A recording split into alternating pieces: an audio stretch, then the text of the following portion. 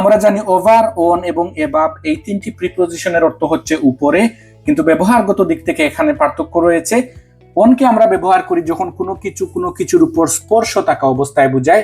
যেমন আমরা যদি বলতে চাই টেবিলের উপর একটি বই আছে, there is a book on the table. সে আমার কাঁধের উপর তার হাত রেখেছে, he put his hand on my shoulder. এবং ওভারকে আমরা ব্যবহার করি যখন কোনো কিছুর উপর দিয়ে কোনো কিছু চলে যায়, অথবা কোনো কিছু যখন কোনো কিছুকে ডেকে রাখে, তখন আমরা ওভার ব্যবহার করি। যেমন আমরা যদি বলতে চাই সে ব্রিজের উপর দিয়ে গাড়ি নিয়ে চলে গেছে, he drove over the bridge. আমার অ্যাপার্টমেন্ট রেস্টুরেন্টের উপরে, my apartment is over the restaurant. সে আমার মাথার উপর ছাতা ধরে রেখেছিল, he held an umbrella over my head.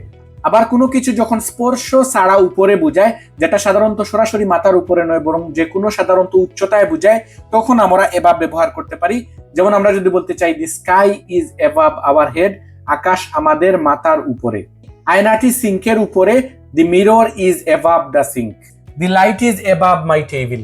তো এই ভিডিওতে আমরা শিখলাম কোনো কিছুর উপর কোনো কিছু স্পর্শ করে থাকা অবস্থায় বোঝাতে আমরা অন ব্যবহার করি, কোনো কিছু উপর দিয়ে চলে যাওয়া বোঝাতে আমরা ওভার ব্যবহার করি, অথবা যখন কোনো কিছু অন্য কোনো কিছুকে ডেকে ফেলে তখন আমরা ওভার ব্যবহার করি, এবং এভাবে ব্যবহার করা হয় কোনো কিছু যখন অপেক্ষাকৃত অনেক উঁচুতে রয়েছে, অথবা কোনো কিছু স্থির অবস্থায় কোনো উচ্চতায় রয়েছে, এই অর্থে আমরা এভাবে ব্যবহার করে থাকি।